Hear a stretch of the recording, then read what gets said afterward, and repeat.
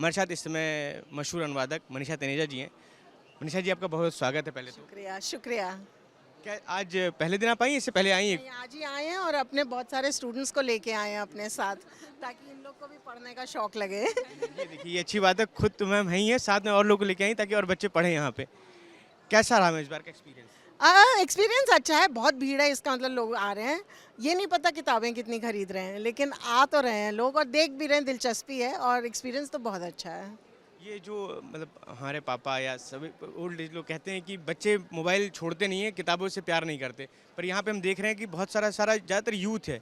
तो क्या ये आरोप गलत है या सिर्फ ऐसा लग रहा है? दोनों चीज़ें होती हैं ना, हो सकता है मोबाइल भी पकड़ा रहे और किताब भी रहे। क्या फ़र्क पड़ता है।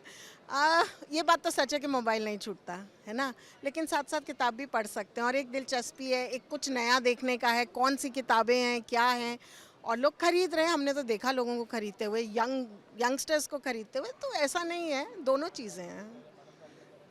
ये आप लोग जो मैम लेके आए इसलिए आए हैं, आप लोग का मन था? नहीं, हमारा इंटरेस्ट रीडिंग में जस्ट बिकॉज ऑफ मैम की वजह से हुआ है। अदरवाइज पहले तो we are not into reading, but ma'am ने कहा कि चलो मेरे साथ। मैंने कहा मैम ओके लेट्स गो, चलते हैं मैम के साथ।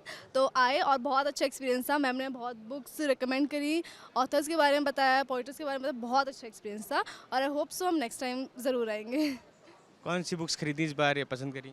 हम सब ने एटलीस्ट एक एक बुक खरीदी है मैम की रिकमेंडेशन पे, और हमने मैम की भी बुक्स ढूंढी है यहाँ पे। हाँ, ये देखिए बेस्ट थिंग कि लोग लेके आए, साथ में लोग किताबें खरीदने के लिए प्रेरित भी किया। कौन मैम ऐसा क्या इस बार लग रहा है कि लोगों से हम बात कर रहे हैं, पिछले 4 दिनों से देख रहे हैं कि इंग्लिश की बुक्स की, मुझे मतलब उनसे बात करने पे कि इंग्लिश की बुक्स जो सेलिंग है वो ज़्यादा है हिंदी के मार्फत, ऐसा क्या है? असल में आई थिंक ये पहले से रहा है, ये हमको तो हमेशा से लगा है, क्योंकि पता नहीं क्यों ऐसा हो जाता है, लेकिन है।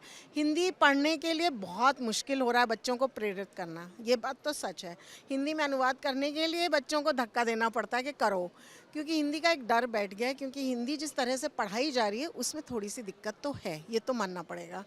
और किताबें भी उस तरह से रोमांचक नहीं है जिस तरह से अंग्रेज़ी की हैं। पैकेजिंग है, प्रिंटिंग है, टाइप है, वो बहुत फ़र्क पड़ जाता है। जिस तरह का लेखन मिल रहा है अंग्रेज़ी में, शायद वो हिंदी में नहीं है जो यंगस्टर्स को अपील करे।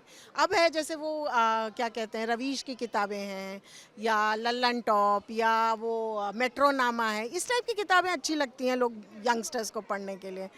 अनलेस वो या तो हिंदी मीडियम से पढ़े हैं या हिंदी साहित्य से बहुत क्लोज रहे हैं, तो उनको इंटरेस्ट रहता है कि वो फिर तब जाएंगे और ढूंढेंगे कि अच्छा हम धर्मवीर भारती की ले लें, हम प्रेमचंद की ले लें, हम सारी ले लें।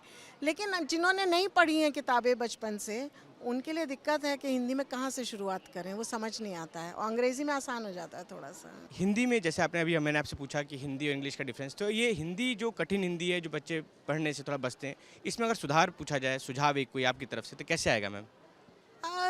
हिंदी के प्रति जो है ना, हिंदी साहित्य के प्रति जो है जागरूकता बढ़ानी होगी, उसको थोड़ा पॉपुलर करना होगा। उसके लिए थोड़ी हल्की किताबें भी हों, या कुछ इस तरह से गोष्ठियाँ हों जिसमें यंगस्टर्स आएँ और उससे परिचित हों, तभी कुछ बदलाव आएगा। जिस तरह से आप देखते हैं कि अंग्रेज़ी के लेखक जो है ना सब तरफ छाए रहते हैं, हिंदी के लेखक कहीं नज़र ही नहीं आते, तो बच्चों को पता ही नहीं चलता है कि कौन क्या है। अभी अनामिका जी बोल रही थी, हमारे तो बच्चों को पता ही नहीं था कि ये कौन है।